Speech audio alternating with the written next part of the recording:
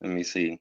Okay, I wanted to ask you about this video. This is my favorite video of all time. So this video, it really motivated me, empowered me, and I think it did for a lot of people. So you probably know what I'm talking about. It's the Michael Jackson video. You had Magic, you had Eddie Murphy, you had so many beautiful, strong Black people representing African history, Egyptian history. Man, how did you even get into that video? If you could It's talk about that experience a little bit. yeah, it's crazy because if there's ever a time you feel like you may have made it in your career, like that was probably the time. And so I found out about the audition like on a Wednesday, Thursday in New York, but the audition was in LA. I was a broke ass dancer. I had to beg my mom, like, Mom, please get me a plane ticket. Please. I'm telling you, I can book this. I just know I can. And thank God I had a parent who really, like, even till this day, she's scratching her head, like, how did this happen? But who supported like my dreams. And she was able to get me a ticket. And there was a bunch of us. There had to be about 15 to 20 of us New York dancers who found out at the last minute and were able to get to LA. And even though we had had a relationship with Fatima, who choreographed, she couldn't make any promises because the director obviously has the last say. John Singleton, really unbeknownst to us, was a fan of dance and knew who a lot of us dancers were because they watched music videos. And that's one thing that's really surprising throughout my journey. It's like Prince knew who we were and Janet knew who we were because they watched their competition. So you think that they're only watching the artists. They're watching the background. They're watching the concepts. They're watching the dancers. Like Hammer knew who everybody was. So we get in, we audition, I book the gig. We're in rehearsals for like 2 weeks, but we don't get to see Michael until like the day or two before we're actually supposed to go to set to shoot. And when Michael comes in, his Remember the Time don't look like our Remember the Time. Our shit was killed. It was like, yay. Michael was like, hey, ha, hey, ha. He was like, whoa. Oh, it's supposed to look like that. Okay. So we had to like go back and rehearse, kind of get tight. And then the next day it was on and pop and we get to set. And this is like the first time, you get to Universal Studios and the big gates and everything. And you know that they're not going to escort you off.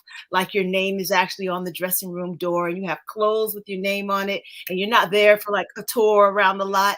And it was surreal because Iman had all her supermodels there. Magic had all his NBA people there. John had all his film and TV people there.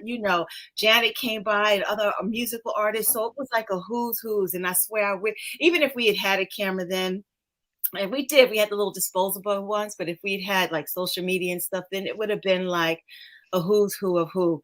And we had to sign a contract that was like the size of like the phone book. Don't Michael, don't ask many questions or whatever. But what tends to happen is artists always want to hang out with the dancers. We're the cool kids because we're usually in the corner, just like you see the MCs battle rap and the dancers in the corner, freestyling, battling, working on new stuff. And that's where everybody kind of wants to hang out. It says we don't want anything from them. We just want to do what we do. And he would hang out with us and just, to hear Michael curse, be like, fuck that man. Be like, Michael, just because you forget that these people are human.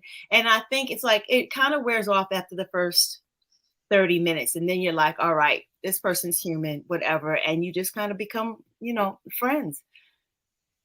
Wow, that's amazing. You're right about that. Like people, a lot of fans don't understand that, man. Celebrities, they get sad, they get happy, they get disappointed, they cry, they get sick, they die.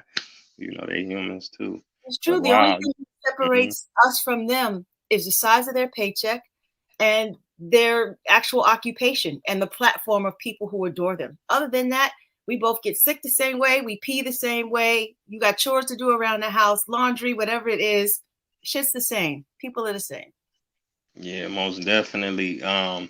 Yeah, I'm a world traveler, but I've been to Egypt later in life. I went, as an adult. I've been to Egypt maybe 7 or 8 times. I take groups out there and stuff. So that's always one of my favorite videos. I love watching that video because in our community we watch movies and we're not represented like that. So that was Right. like groundbreaking to see, all black cast like that.